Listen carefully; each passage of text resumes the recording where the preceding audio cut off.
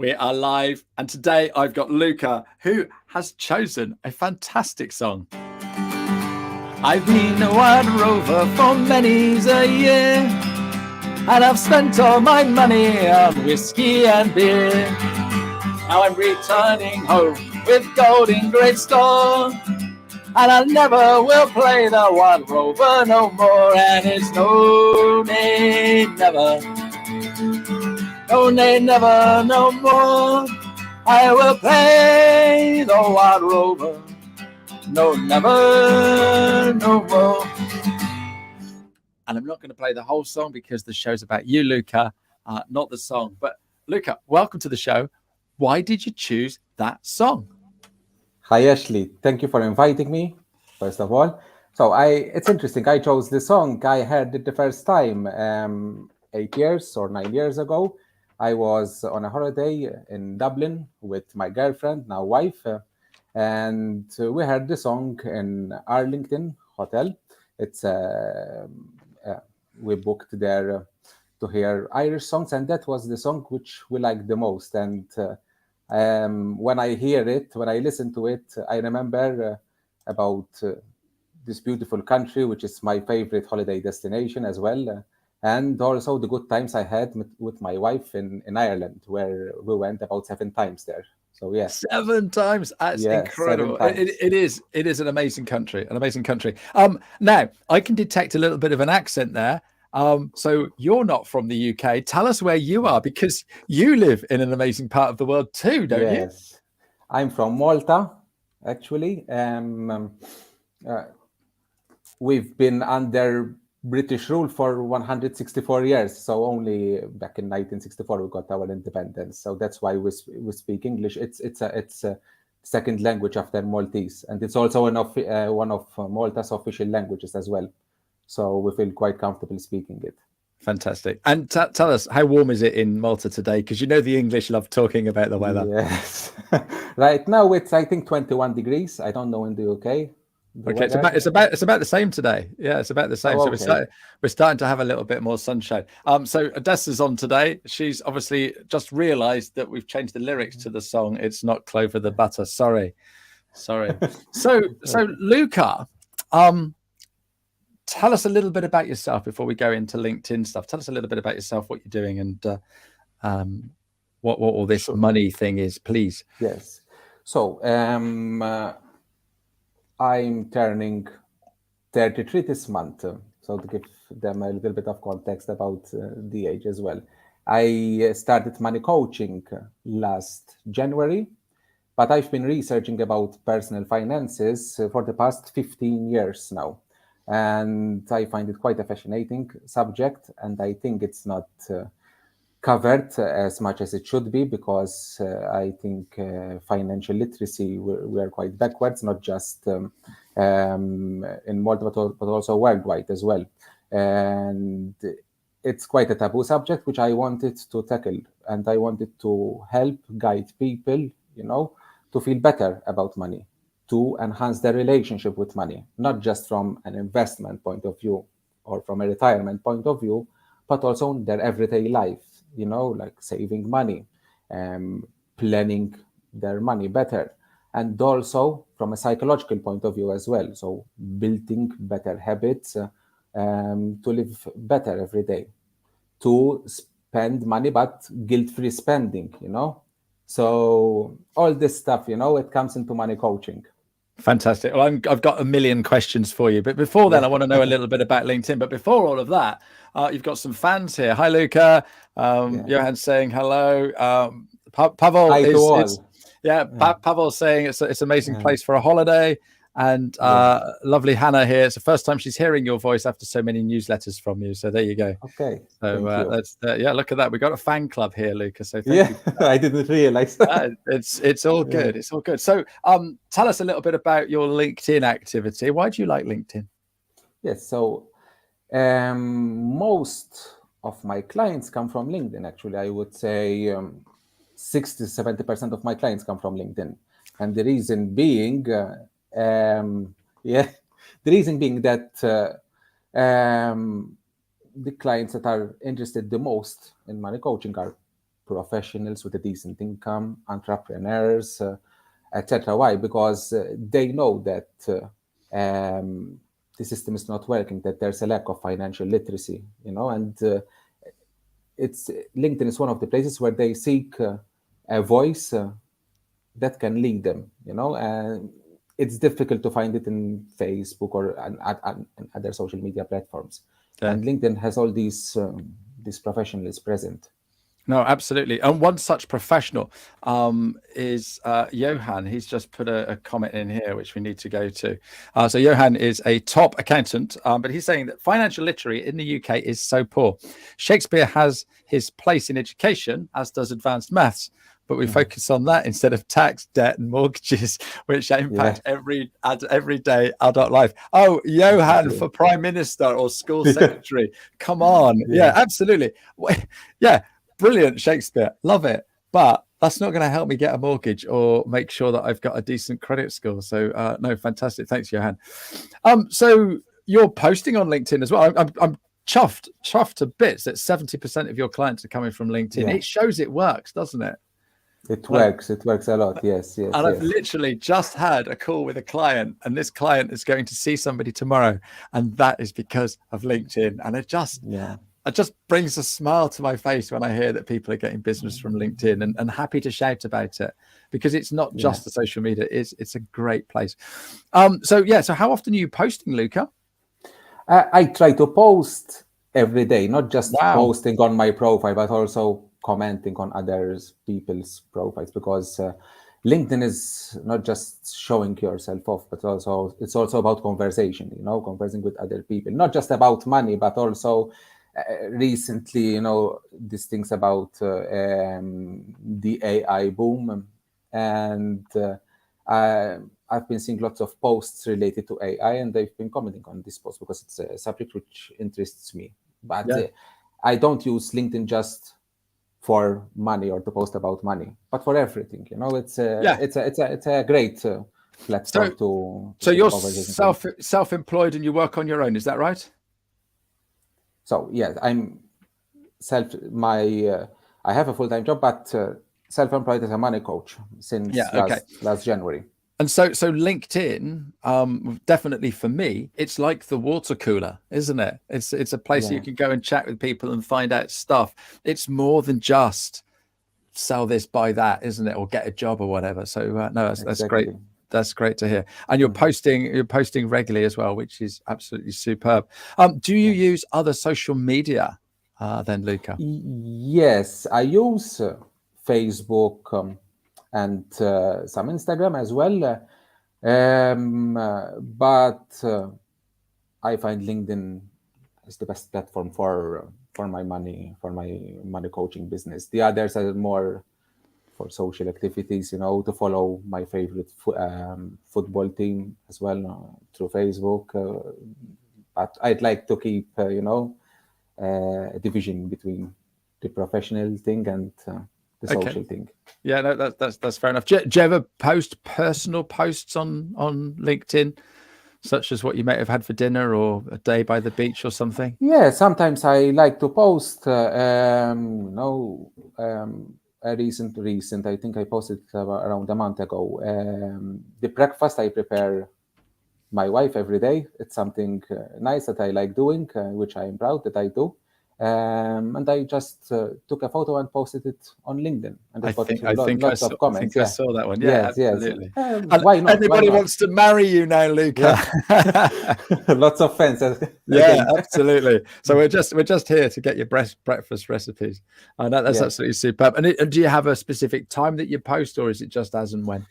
I found that 8 a.m. Malta's time, so I think it would be 7 a.m. in the UK is the best time for me.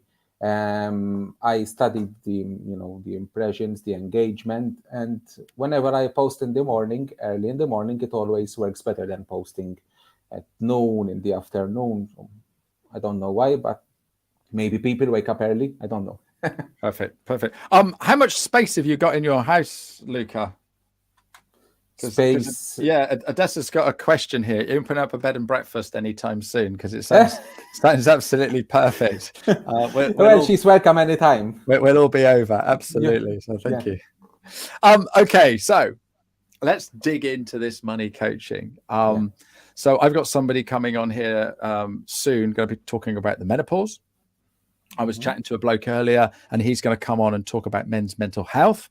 And these are big taboos that we never used to talk about. But you're saying that money is also a taboo as well. Please explain in greater detail what you mean by that.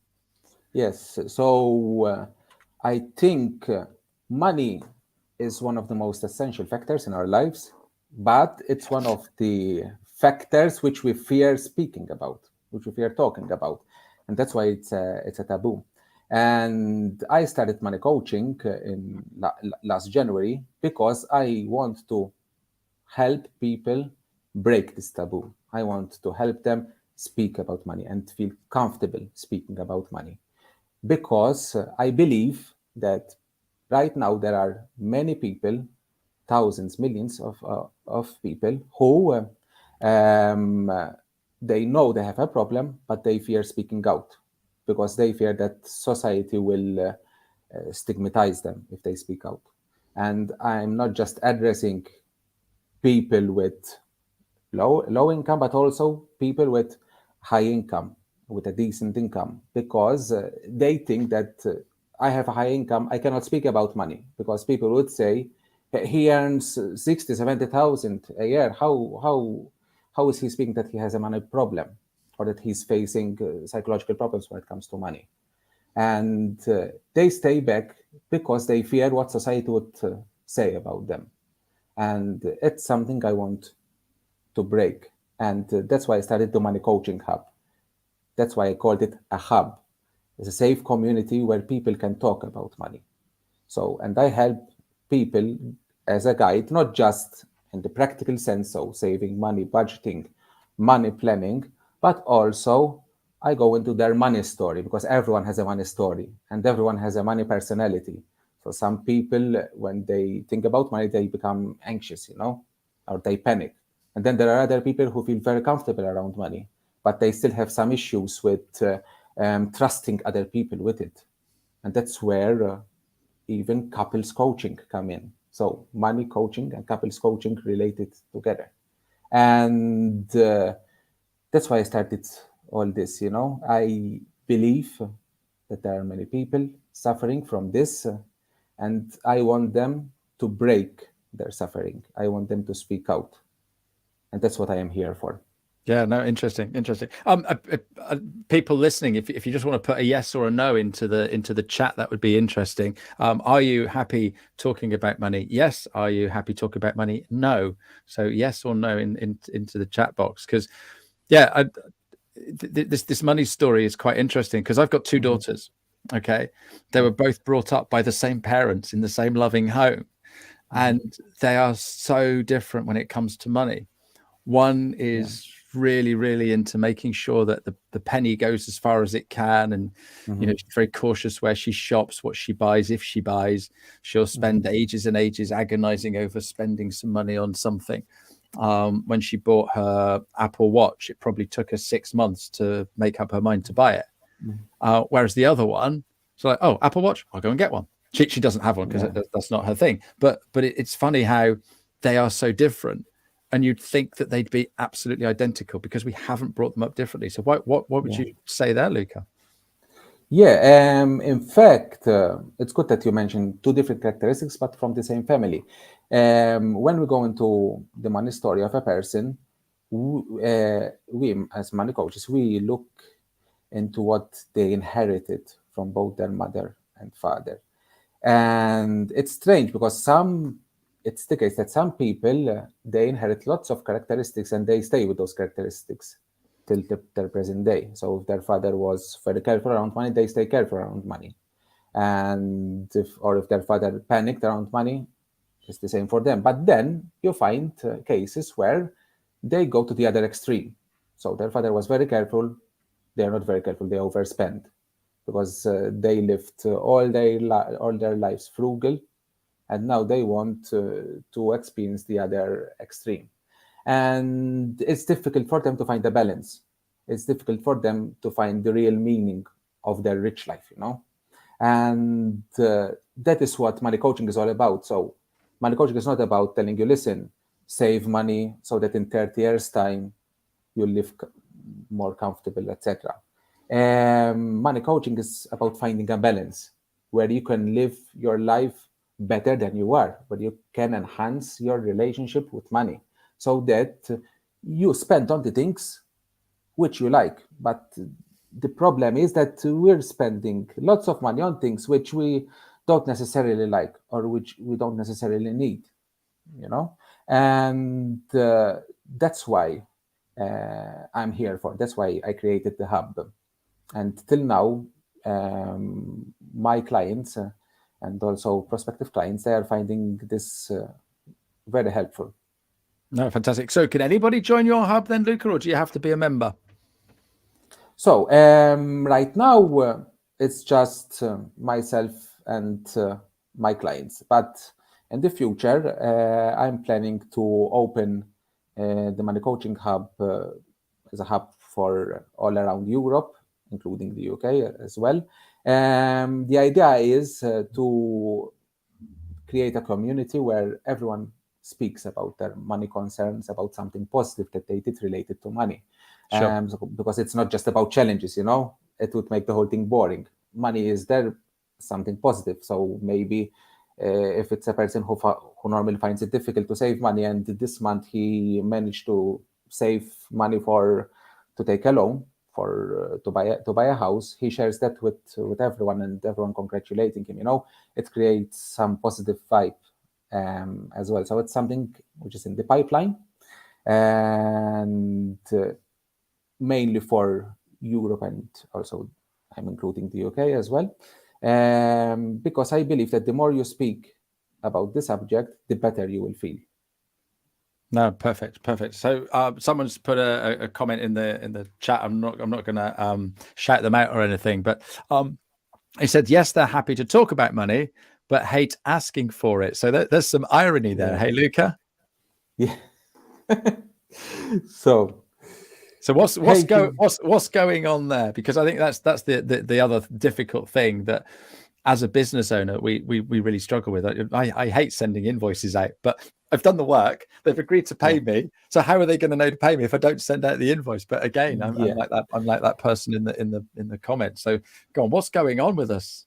Yeah, it's interesting. Some people who are my clients, they also find that difficult. They do the job, but then they don't follow up, and there's a problem here, because if you did the job, why don't you follow up? At the end of the day, it's money you have worked for, so you have to be affirmative. You have to be assertive.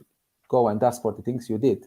And so it's not just the psychology of money because you inherited stuff from your parents, but it's also being assertive that, listen, if you did a job, go and ask for it. It's your thing, you worked for it. So you have to feel confident enough to make that step forward. No, perfect. Love that. Absolutely love that. So is there a my next question is, what sort of customers do you work with? But is there an obvious choice, or is this anybody? Look, the clients which come the most are professionals, entrepreneurs, self-employed. So I would say, when I say professionals, HR managers, lawyers, architects, notaries. So the ones who, the high middle class. And then I also have some entrepreneurs as well, and other self-employed people. So people with a decent income or high income earners are the clients which come the most to me, because they are ready to improve their relationship with money, because they know that in the world that we live in, we have not been taught enough about money to make the most of it. And they say, listen, why not being coached, and improve what I already know, or what I don't know, because these people, they are highly educated sometimes, but they don't know a thing about money, and it's not their fault. It's the system's fault. It's because they've We learnt don't about. have, It's because they've learnt about yeah, Shakespeare. That's what it is. yeah. We learn about everything in schools, languages, maths. The person who commented said, I forgot his name. But yes, why not about money when we use it every day? So, yeah. And so talk us through how you would actually work with somebody, because it'd be interesting to know. If I sort of like come to work with you, what would you do with me? How would we start off? Where Yeah. what's the So, outcome and things like that? yes, the two main programs that I'm offering at the moment is the most popular is the 5 sessions where clients come in and they fill in a template about their money story, and then we tackle it from both the psychological and the practical point of view. We built a money pattern grid where we see what they inherited from their mother and father, what's their own characteristics as well, and how they can improve on their challenges. And then we go also in a life inventory where we see what the person's main talents are and if they're monetizing all their talents or not. Because some people, they monetize just one talent and they don't use the 6 others that they have. It's something quite common. And the last session would be an overview, and I would give out a 1,000 word report as well, so with recommendations and everything. Something which I need to add as well is that this method is not something which I invented. It's I've been certified as well for it by the Money Coaching Institute, which is situated in the US, and it's led by best-selling author Deborah Price as well. So I have to give her a shout out here because she's been of great help to me as well in getting certified and in experiencing all this as well. So that's the first thing, the 5 sessions, which is a comprehensive overview. And then for some people, it might be, listen, I just want 1 session or 2 sessions because I just want to talk about money planning. I want to plan my budget better, or I just want an introduction to investing.